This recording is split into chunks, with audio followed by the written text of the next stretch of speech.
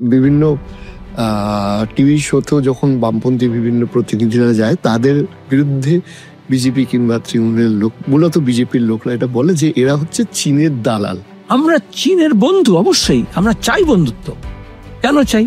ভারত এবং চীন, তুমি যদি হিসেব দেখো, তাহলে আমাদের পরে ওরা দেশ স্বাধীন হয়েছে এবং বিপ্লব করেছে। আমাদের অবস্থাটা 70s পর্যন্ত ভারত আর চীনের প্রায় একই রকমের ছিল, ইভেন 80s অব্দিও। কিন্তু সে নিজের দেশের দারিদ্র্য মোচন, কৃষির উন্নয়ন, প্রযুক্তির ব্যবহার, সেটাকে আমাদের থেকে অনেক ছাপিয়ে গেছে। তাহলে ভারত একদিন ভালো বলবে না? যেগুলো শিক্ষণীয় শিখতে হবে। হ্যাঁ, এবং সে এখন গোটা বিশ্বের যা ম্যানুফ্যাকচারিং হয় তার 30% সে করছে।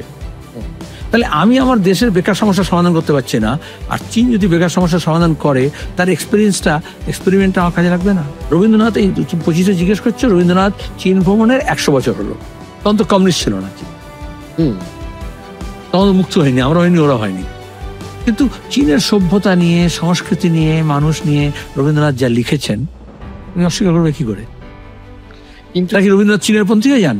না, একদমই না। বরঞ্চ মজা হচ্ছে, আমি যদি চীন ঘুরে আসি, আমি কিন্তু লিখতে পারবো না। আমি যদি প্রশংসা লিখি, তাহলে মনে হয় চীনের দালাল হয়ে গেল। এটা হচ্ছে সংকীর্ণতা।